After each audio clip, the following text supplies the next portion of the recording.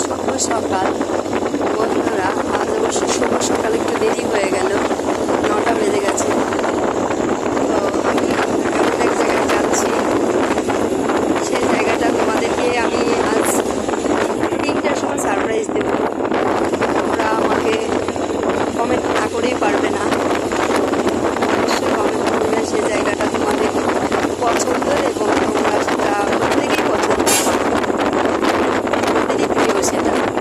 সেই জায়গাটা এই বাসরঘাট আমি যে তোমাদেরকে বলবো। সকালবেলা কোথাও জার্নি করলে সেই জার্নির মজাটাই আলাদা, বলো। সবাই ভালো থাকো, সুস্থ থাকো, রাখছি, বাই।